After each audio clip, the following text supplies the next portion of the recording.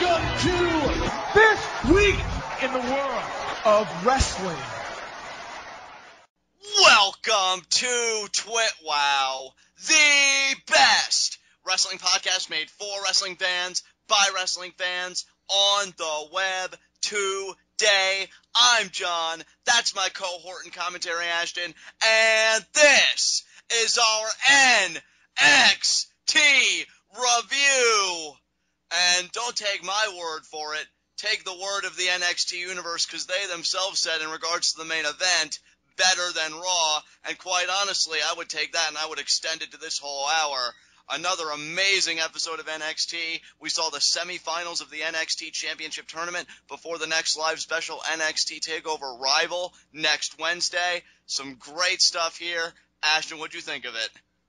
As far as the NXT TakeOver Rival thing goes, can I just say I love the way that they set that up, the name of it up in the graphic where they have the NXT Arrival, and then you just see the little takeover above it, and then the NXT slams onto the AR, and it's just NXT TakeOver Rival. I love that. Yeah, it's great. Great It's design. so good, yeah. WWE's graphics department is so legit. Absolutely. Between their video packages and their graphics. And that's another thing that I actually just pointed out, I think for the first time here. NXT's graphics, like when they put a match graphic up on the screen, I love the way that they do the font, where they have the person's if they have a first name, because like Bayley is one that doesn't, but if they have a first name, they'll put that in really small text in between two stars on that person's side of the screen with their last name in big lettering at the bottom. It's like a big bold font. And then if they don't have a first name, they just have 3 stars there instead of a first name. And then they just have their one name where the last name would normally be. Like I love the way it's done, and it makes it feel uniform. But on that same note, it's so different than anything the main roster of WWE has going on for them. Yeah, it just goes to show, right down to things that we normally take for granted, NXT takes advantage to further cement its own identity. Yeah. So, big props to them. But with that said, do you have anything else to say before we begin here? Absolutely not. Let's get into it, baby. All right, heat of the night. And I have 0 heats of the night tonight. I loved this show. Even some things that I thought, well, did they handle that right? You know what? I was totally cool with. So me and NXT, we good. I have no true heats of the night, but I do have one nitpick, and it's actually a throwback to an old heat of the night / nitpick that I used to have that came back tonight. Okay, let's talk it out. The Becky Lynch headbanging. And Corey Graves is amazing because he even pointed it out. It makes no sense. First of all, it was over the top in the first place, and she still hasn't really toned it back. And second of all, now she's a heel, and she's still doing it as a play to the crowd, and it makes even less sense. She seriously needs to cut that crap out. She does, because everything else about her seems so on point. It's a shame. She is an absolute ring general, but she needs to refine the character big time. She does. It's a shame that's her only detraction. And as you said, even Corey Graves pointed out, he said, quote, she's the girl that goes to the concert wearing the band's T-shirt. So, that just says it all right there. I love Corey Graves. He was so on point tonight. And yeah, Corey Graves makes NXT better as a commentator. He really, really does. And as we've and already said, the crazy thing is, I was one of his biggest fans when he was an in-ring performer. So for me to say something like this means a little bit more, because if somebody would say it and they didn't like him in the ring, it'd just mean nothing. I honestly think he might be better as a commentator than he was as an in-ring performer. That really is saying something, because you're one of the few Corey Graves defenders on the internet. And I think it really comes down to opportunity cost, because it's like one of those things where, would I rather have Corey Graves in the ring and like freaking Jason Albert on commentary, or I don't know, Hideo Itami in the ring and Corey Graves on commentary? Like, it's a no-brainer. Exactly. So, yeah, I just agree with you about your nitpick. Let's hope that Becky Lynch, because I still have hope that maybe somebody will tell her, Becky, you're a heel. It doesn't really make sense. It kind of throws things off. Can you just tone it back just a bit? Come on, Death Ray. Yeah, come on, somebody talk to her. But yeah, Sarah Del Rey is, I guess she's the trainer, not as much as the character, but I don't know. I feel like if anyone's going to say it, it's either going to be, it would make sense if it would either be her or Finlay, because Finlay works the most, or I don't even know if Finlay's still around, but when he was around, he worked the most with women. Right, right. I hope somebody does have a conversation with her, though, because like I said, I think she's an amazing talent. I know you think highly of her, too. It's just that one thing that I wish we could just refine a little bit. But other than that, you have no other nitpicks or anything you want to address? Absolutely not. This show is awesome.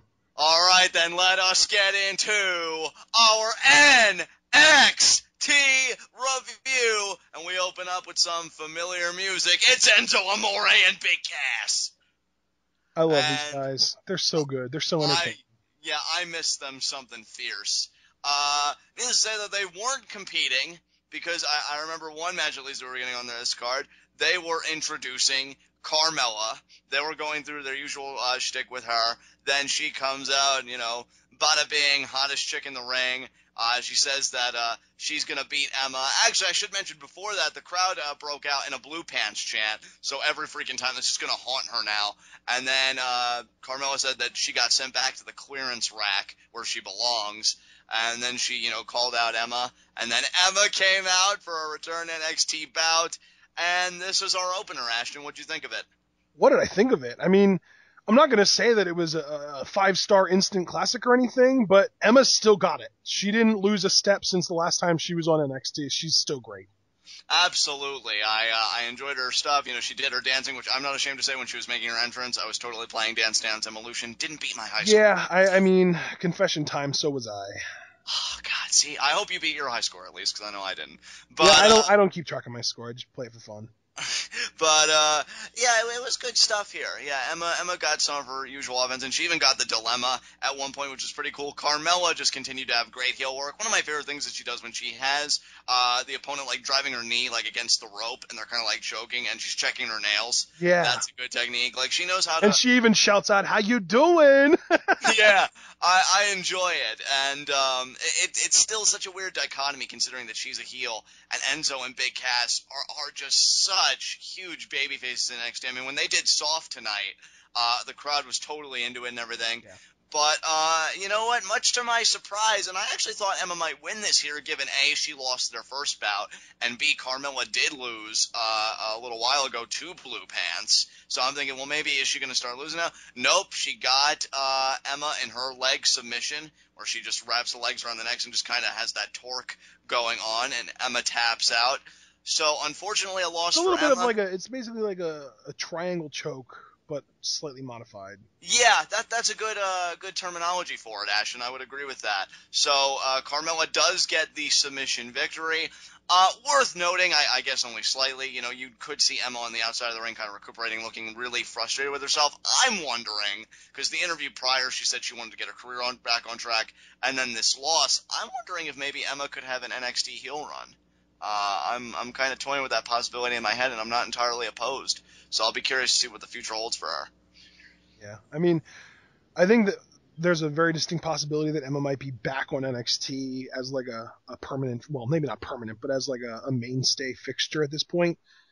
And if the one thing that I don't want for Emma is for her to become a jobber on NXT, because that's when you've hit the lowest of low. Right. I don't want that for her either. And I mean, she did just do the job for Carmella. She put Carmella over. Carmella looked great in this win. And I'm just concerned for Emma that this is going to end up digging her into a hole that's going to be incredibly difficult for her to dig herself out of. I'm only okay with her losing at this frequency, again, if there's some kind of payoff in terms of is she going to turn, is she going to have some character development, whatever, because I wouldn't want her to be a jobber either. I mean, you heard me reacting, bro. You know how excited I am to have her back on NXT. Right. Because, they're not doing jack with her on the main roster, so her being a mainstay, not only is that welcomed, I think that's entirely accurate. So we'll just have to wait and see what happens. However, with Carmella, I have to wonder, because there's going to be a resolution with this story first, but with her as a performer, I wonder how much longer it's going to be before she's challenging for that NXT Women's Championship, because with the 4 women vying for it currently, that story's got to calm down sooner rather than later, and new contenders are going to have to enter the fray. So, I don't know, I'm keeping my eye on Carmella. She's back on her winning ways, so we'll see what happens. Yeah. I don't know. I think Carmella is kind of in that weird limbo where there aren't really any female jobbers left for her to beat, but she doesn't feel legitimate enough to be in the title picture yet. Yeah, I would agree with that. Yeah, definitely. So kind of hard to judge where we can see her going in the future. I mean, I'd say maybe do a few matches with Bayley, but we don't know where Bayley will be next week. I mean, shoot, for all we know, Bayley could be the NXT Women's Champion next week. Exactly, and that's my concern. Like, if that's the case, that's the best hand I could think of to work with Carmella. Maybe they're just going to have to take her away from the ring for a while and kind of wrap up this business with Enzo and Big Cass and put the focus back on them a little bit in the tag division, which I certainly wouldn't mind. But we'll have to see, dude. Absolutely. All right, well, after the Emma Carmella match, which is a bit of a tongue twister, try saying that 5 times fast, we go right into our second match of the night, Adrian Neville versus Baron Corbin. And immediately I'm wondering who is going to win this, because it felt like they were trying to protect both guys. It felt like Corbin's business with Bull Dempsey was basically all over with. So it's one of those things where you kind of have to wonder who's going to win, and whoever loses, how are they going to be protected? Right, yeah, I was struggling with that as well. That was kind of my inner conflict watching this match unfold. And I gotta say, though, I enjoyed this match. I really did. It wasn't anything overly complicated, but I think that's at times when wrestling can be at its best. Because, to steal a phrase from you, Asher, while we're watching this match together, Adrian Neville made Baron Corbin look like $1 million. It's just great. The dichotomy between Corbin's power offense and Adrian Neville's agility. There was one point where Corbin caught Neville. I think he tried throwing him up. Neville landed on his feet, but then he took a right hand to the face, and it was just beautiful looking. And then there was a point where he just caught Neville again when he was trying to vault over the ropes into a crossbody on the outside. He caught him, and he threw his head and throat on the security barricade. So Corbin really imposed his will here. He even showed a new move that he knows, because I always told you that I want to know the depth of his offense. He nailed a Falcon's Arrow looking thing at one point where he just had the front kind of suplex down. Really nice looking maneuver. So yeah, Corbin I think looked fantastic here. Yeah, I mean, say what you will about Corbin being green and all that junk. This is something that I'm going to say about him that I honestly believe that is really kind of a big deal. In my opinion, and again, I have to stress that it's just in my opinion, I'm not trying to state this as fact, but in my opinion, Baron Corbin throws the most convincing punch in the entire WWE, main roster or NXT, doesn't matter. I would agree. He looked like he jacked Neville's face tonight. He hit him there. I'm like, damn. And I really did. I came out with that exclamation. And I think this is the only thing that I can honestly say about Baron Corbin in this regard. John Cena, take a note. Yeah. I mean, holy crap, dude. Because I've heard you say lately, even before this match, is what I'm saying, that you think John Cena's punches are terrible.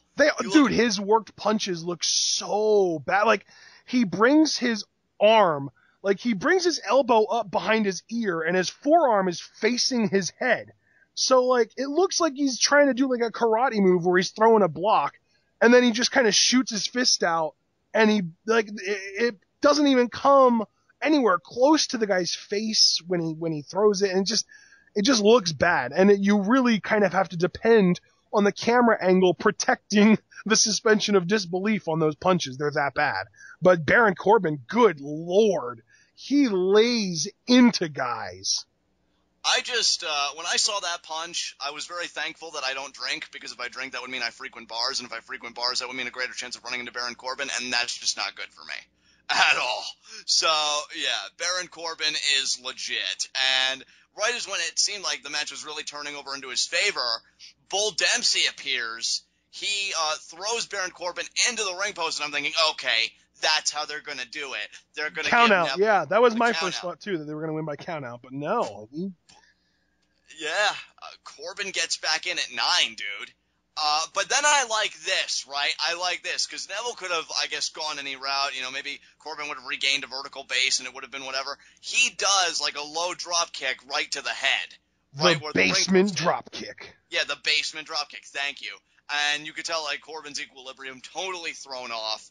And that's when Neville was able to go to the top rope and successfully hit the red arrow while Bull Dempsey's looking on laughing. So honestly, I was kind of juggling in my mind a little bit, was it the right call? Was it not the right call? But you know what? I got to say, I like it. I think, you had to give Neville, because it's a tournament, a definitive kind of win, so I understand that, and I think if that had to be the case, this is the best way to do it, while making Corbin not only protected, but now somebody that's on a mission now. Because if I'm Bull Dempsey, you're laughing now, you won't be laughing next week, because Corbin's coming to take a pound of your flesh, bud, and I don't envy you one bit.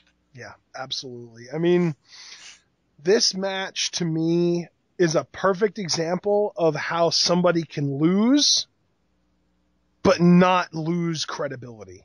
Exactly. Because Baron Corbin lost this match, and whether you want to call it clean or not, he got pinned, and Adrian Neville, specifically, did not go out of his way to cheat. Bull Dempsey totally, I mean, he definitely did screw Baron Corbin on this. But that's what they did to protect Corbin, because Bull Dempsey threw him into the post. And the easy way out would have been the countout win, because then Corbin loses, but he doesn't get pinned or submitted. But no, Baron Corbin is too freaking tough to take a countout. And that's what I think I like most, is that they're not going to let Baron Corbin lose by countout, because that means that he had a moment of weakness.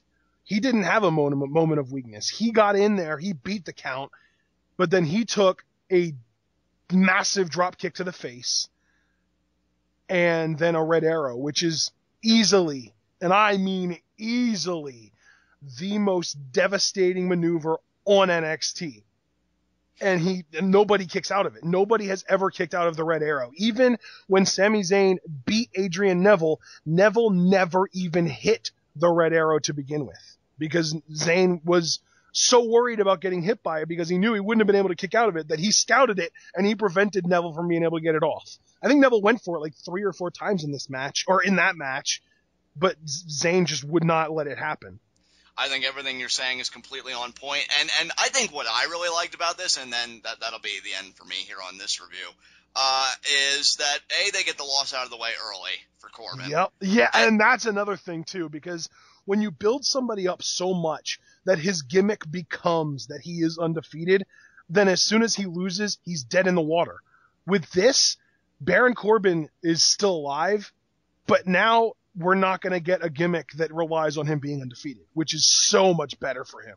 Completely agree. And my second point is, I mean, he lost to a guy that's famed for being the longest reigning NXT champion in the history of the brand. And easily the most dominant NXT champion ever.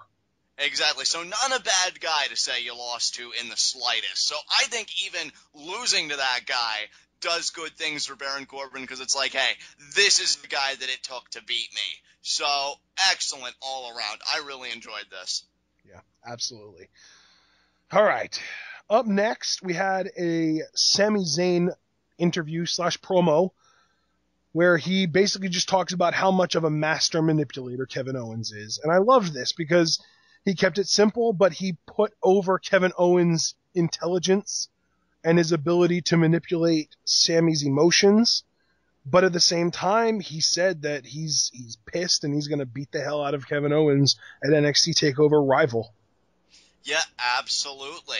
And, I love the line, too, that Sami Zayn said, Kevin Owens even manipulated Regal, one of the dirtiest players in the game, seen every dirty trick in the book. Yep. And it was just great. I loved how he put over Kevin Owens, and to your point, Ashton, he kept it so simple, so basic, and just kept it on, I'm going to beat him up at next week in NXT TakeOver Rival. I love it.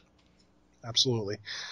Up next, we had Baron Corbin getting set up for a match with Bull Dempsey. It's a no DQ match for NXT TakeOver Rival. That is going to be, as the great JR would say, a slobber knocker, or a barn burner, I guess you could also say. And up next, our next match, Bayley versus Becky Lynch. Yeah, once again, the women, I think, had a pretty good match here. I really appreciated the psychology from Lynch throughout this matchup, because they're still playing up that Bayley's leg, her I think knee specifically, is hurt, and Becky targeted it again like she did, all that time ago when she got the submission victory over Bayley. So, continuity, always a plus. And she's working it over. Nice to see that the crowd is still behind Bayley, because to start the match, we did get some Becky Lynch chants, and I was really like, wow, Bayley has tanked so much, even the crowd is starting to turn on her a little bit. But she actually did get the Bayley's gonna hug you chant, so it's good to see that at least she still has the fanfare going for her. At one point in the matchup, Sasha Banks actually comes out. And, Becky's looking a little perturbed, like, what's going on here? What is she out there for, moral support? Absolutely not. I love how distrusting Corey Graves is of everybody. He gets it. Then she actually tries, I think, going for that submission, but Bayley cradles her, gets only a 2, though, but that's when she kind of takes control. Then she starts working over the leg of Becky Lynch. So turnabout's fair play, and then the commentators are playing up, see, Bayley's becoming more aggressive, and I liked it. And then at one point, Becky's on the outside trying to recoup, and Sasha's like, come on, get in there! Come on, get in there! I thought she was going to attack her, and we were both kind of rooting for Sasha to attack Becky, but she just grabs her by the hair, puts her back in the ring, and she gets right into a Bayley to bellyplex. And that's the win. Bayley gets the 3 count, and she's got some momentum going into next week. Yeah, I don't know, man. I kind of feel like this was less about Bayley picking up momentum and more about just Sasha establishing her dominance. Oh, yeah, because then after the match, Sasha comes in the ring. They're exchanging words. Becky's, telling her repeatedly, you cost me the match, you cost me the match. She gets shoved by Sasha, I guess, because Becky had touched her or whatever, gotten too close, and I completely agree. You should not touch Sasha Banks. But then Becky shoved Sasha in response, and I think Sasha asked her, who the hell do you think you are? I'm Becky frickin' Lynch. That's who I think I am. So I love it, dude. I love the dissension between these two that's arising now all over, being the NXT Women's Champion. It's great because there was kind of that moment where you could kind of see in Sasha's eyes where she kind of was like, oh my God, I've created a monster. Yeah, I know, right? It's like, what have I done? This is about getting me to the championship, and I may have just helped her get to the championship. Everything is wrong. Yeah.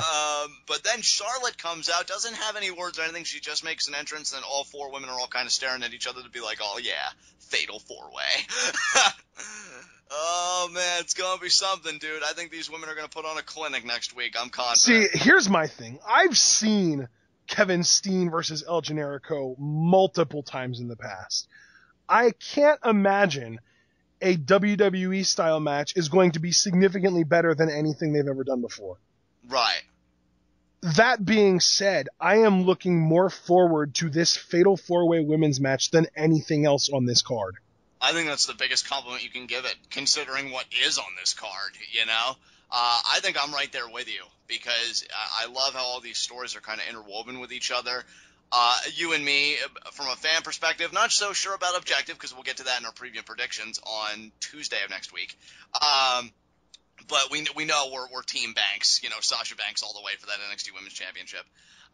So it's going to be great to see what the outcome is. Will Charlotte retain again? Will we have a new champion? It's all going to be decided next week. Absolutely.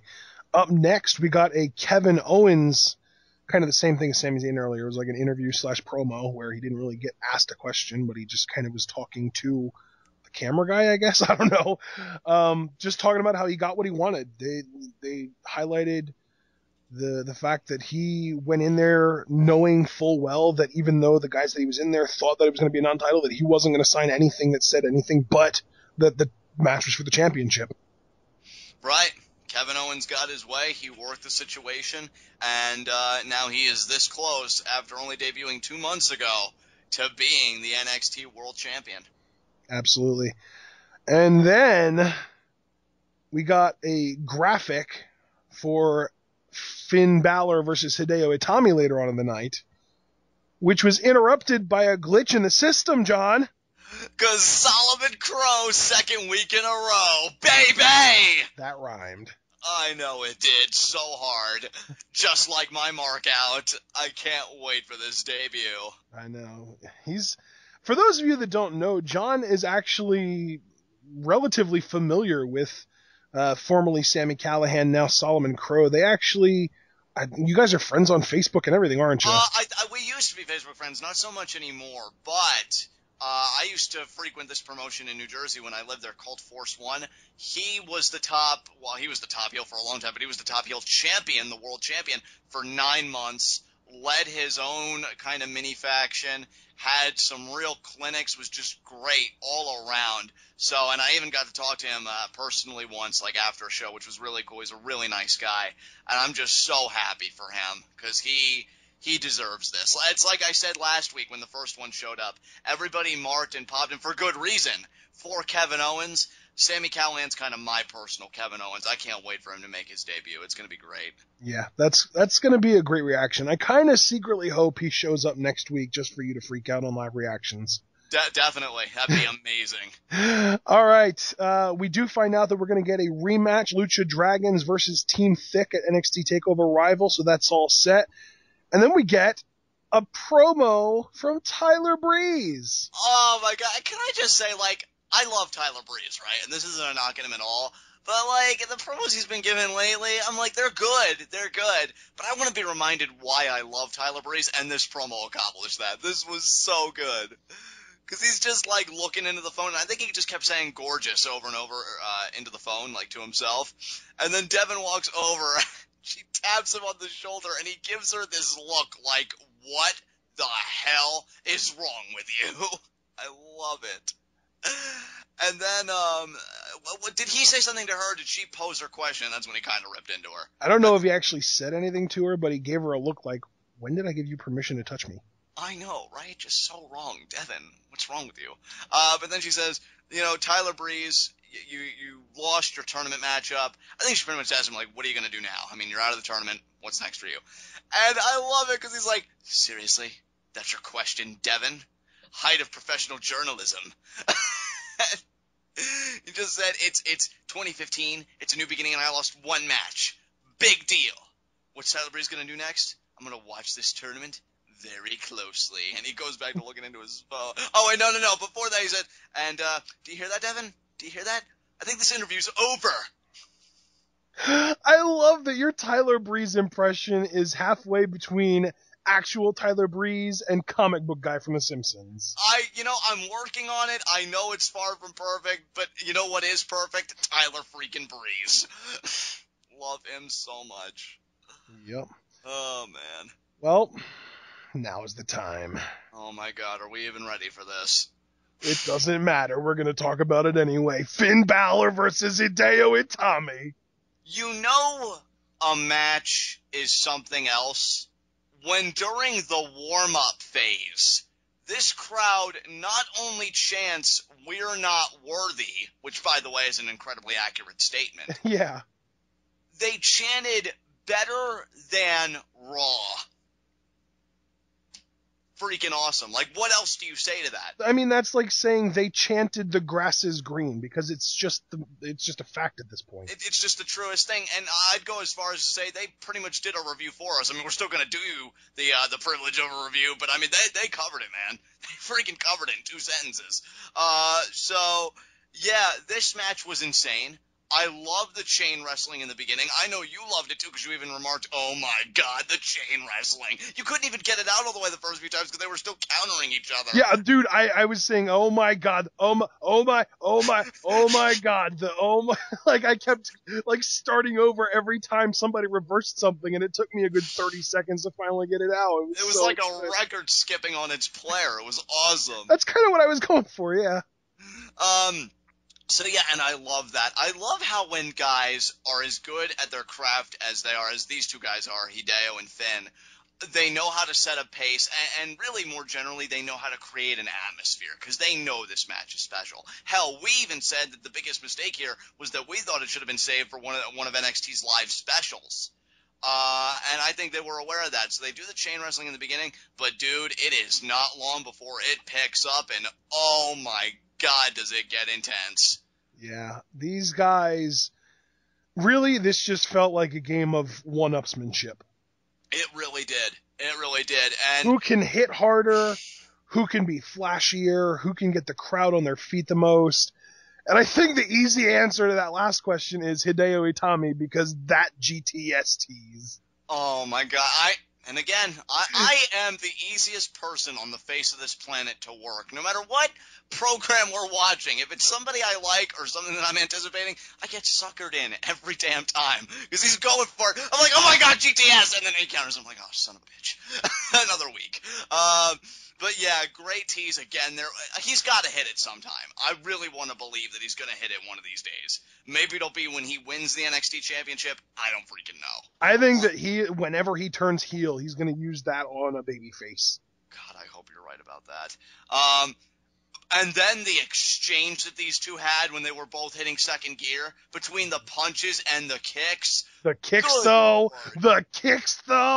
Hideo Itami is like, he must have talked to Finn, and he's like, Finn, I gotta talk to you about something. Yeah. Do you have an appointment with your dentist this week? Actually, yeah, I gotta get this filling done. Why do you ask? That's real good, Finn. That's real good. Because he kicked his freaking face off. The low drop kick in the corner, like, damn. Hideo has got some of the most vicious kicks I think I have ever seen, and yes, that does include Daniel Bryan. I'm sorry, I think Hideo takes it to a whole nother level for me personally. I'm telling you, man, Hideo Itami, it's just crazy to me how much of Daniel Bryan you see in him. It is. It really is. But I know I'm probably going to get some flag for this. But that's the thing. I think I agree with what you're about to say, because as amazing as Daniel Bryan is, he's not better than the original.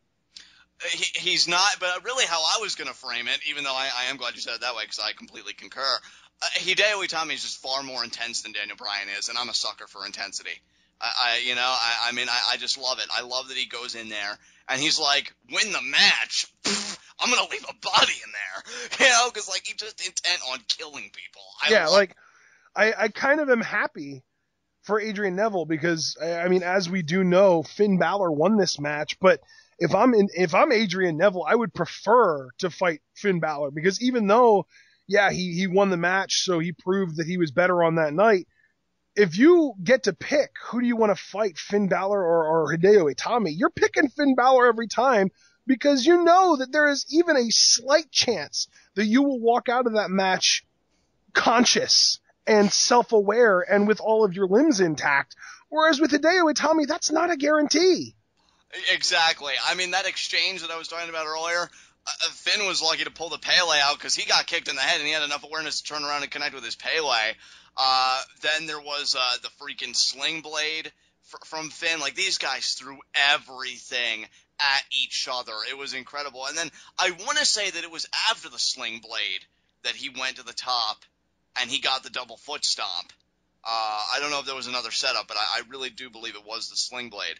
So he hits the double foot stomp, and he's probably thinking to himself, "No, dude, the setup for the double foot stomp from Balor. Yeah, it was the ridiculous drop kick into the turnbuckle. That's right. Oh my God, yeah, because he retorted. That's right. He retorted. He did a drop kick in the corner. I even remember because we were talking about something else, and then immediately my attention was taken away. And I was like, "Oh my God, what a drop kick! He's dead!" Because the whiplash was insane. Because Itami hit your traditional the guy is sitting down in the corner with his head up against the middle turnbuckle, and he did the jumping delayed drop kick that we used to get a lot from Alex Shelley in TNA, or not Chris Sabin in TNA, and that these guys have been doing now for pretty much since they showed up on NXT. And then Finn Balor goes, oh, I'm going to bring something new to the table. And he doesn't even wait for Hideo Itami to be laying down in the corner with his head up against the turnbuckle. Itami was 3 feet in front of the turnbuckle with his, I think he was just standing there. He was just standing up. And Finn Balor runs at him full speed and friggin' drop kicks him, and it just throws him into the turnbuckle. It is ridiculous. Yeah, the impact was crazy. And to your point, Ashley, I do stand corrected. That was the setup, and then Balor hits the double foot stomp. Yeah.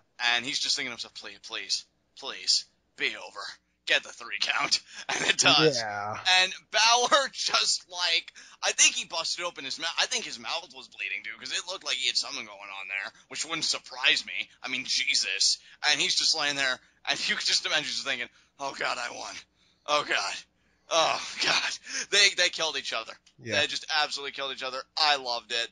And you know what? This match went for almost 25 minutes, too.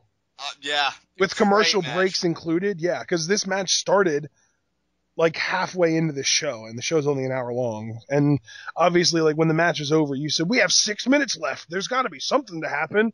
And something did happen a little bit. It was more just a video package, and we'll talk about that then too. But yeah, this match was somewhere between 20 and 25 minutes if you include commercial breaks. But you know what, though? Outside of this match and more just the post-match, like, sportsmanship, I've got to give it up to Hideo Itami, actually, because he sold his frustration so well. Yeah. Like, you could see on his face, he knew what slipped from his hands. Yep.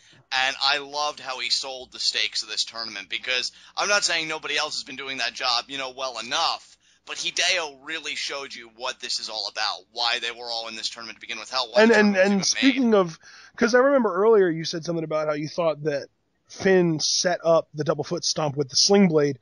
Right. Well, the notable thing about the sling blade is that Rich Brennan actually called it. Yeah, and I feel like he's done that before, but it's great that Rich Brennan keeps that kind of stuff in mind. Yeah. And again, like you even said, he's in the background, which is the biggest compliment you can give to a commentator, because that's where they're supposed to be. Take notes, Raw. Jesus. So I loved how Hideo sold the frustration. Finn extends his hand. He takes it. Crowd pops big for the handshake and the hug. We love these guys. They're two of the hardest workers, I'm sure, on NXT.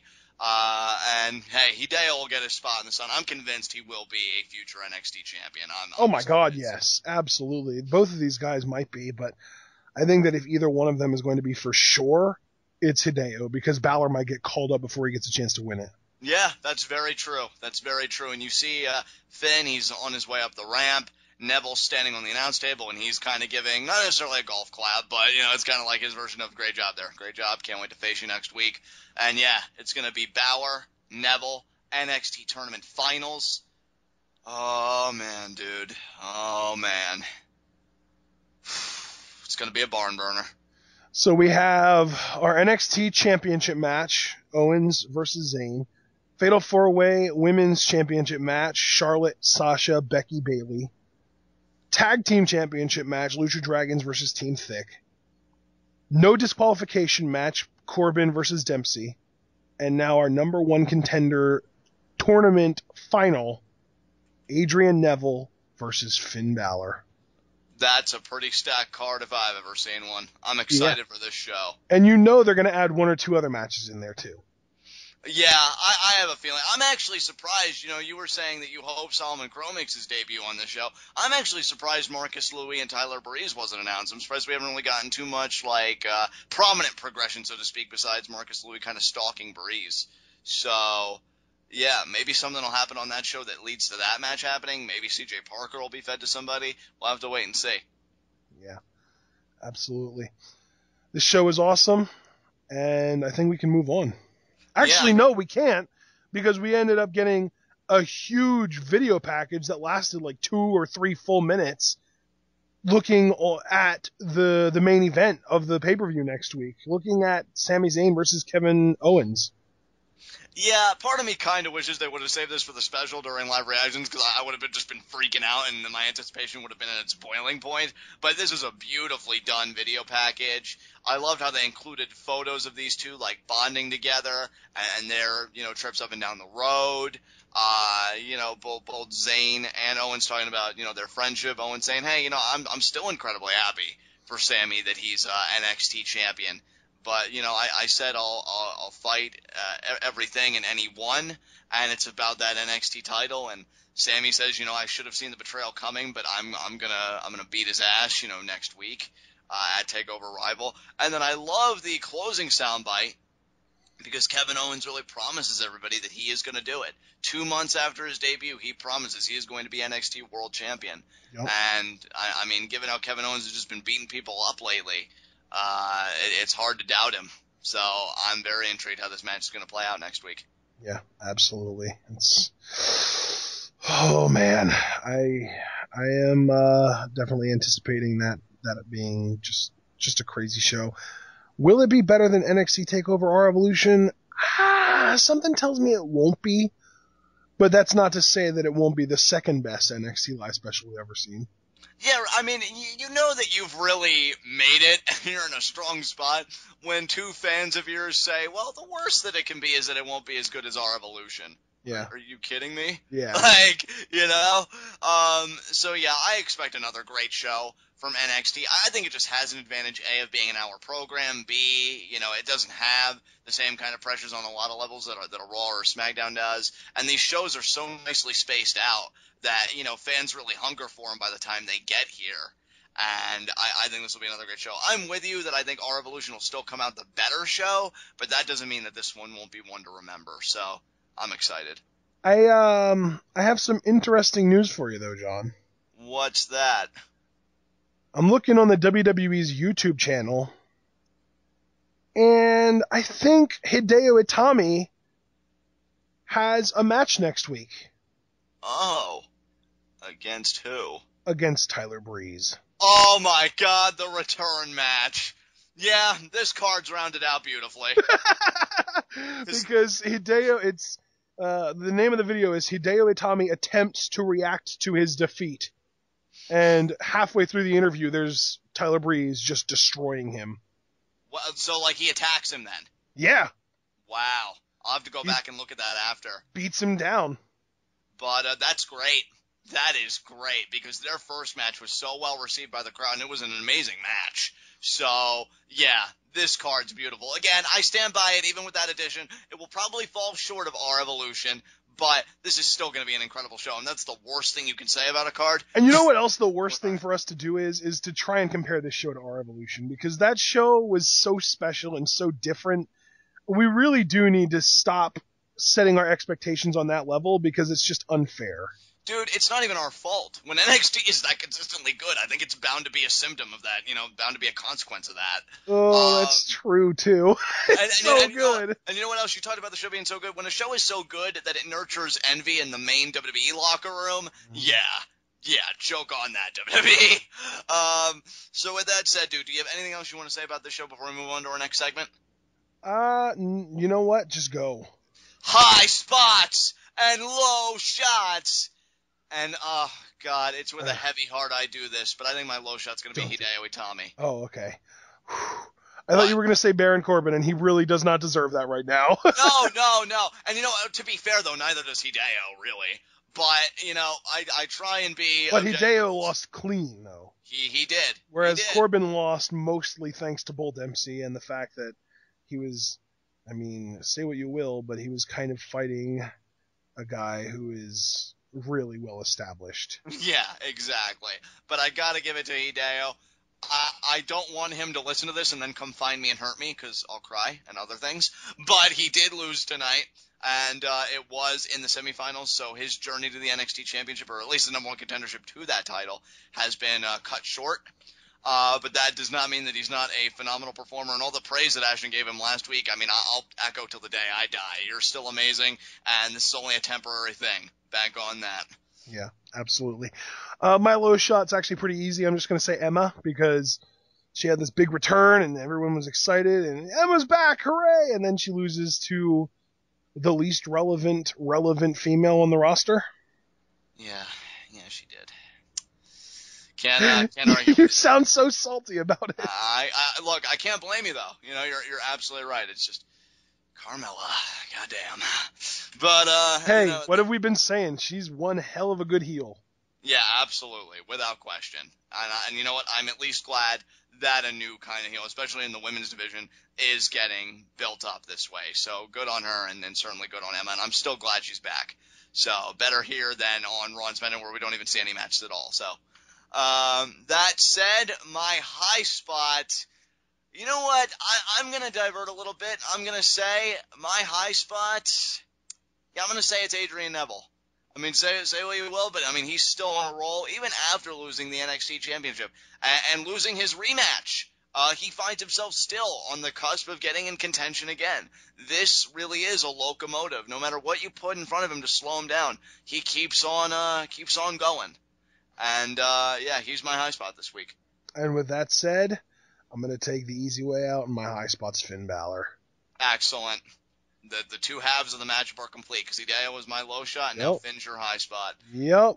You don't even need to justify it. I'm not even going to try and justify it for you. That's it. Do you have anything else you want to say before I take us home? Absolutely not, my friend. This was wonderful. All right, guys. This has been NXT. This has been TWitWoW, the best wrestling podcast made for wrestling fans, by wrestling fans, on the web today. I'm John. That's my cohort and commentary, Ashton. Guys, be sure to comment and subscribe on YouTube. What did you think of NXT this week? What are your predictions going into NXT TakeOver Rival? I mean, we got the finals, Finn Balor versus Adrian Neville. Who do you got for that? Who will emerge the NXT World Champion between Kevin Owens and Sami Zayn? Who's going to win the NXT Women's Championship Fatal 4-Way? Talk to us, talk to us, talk to us. Be sure to take that conversation as well over to Tweetoff, an amazing pro wrestling group, some of the most impassioned wrestling fans you will ever meet. And we will see you again for our Monday Night Raw review, where Roman Reigns and Daniel Bryan continue down the road to Fastlane. Until then, guys, you know what to do. Tune in. Peace out.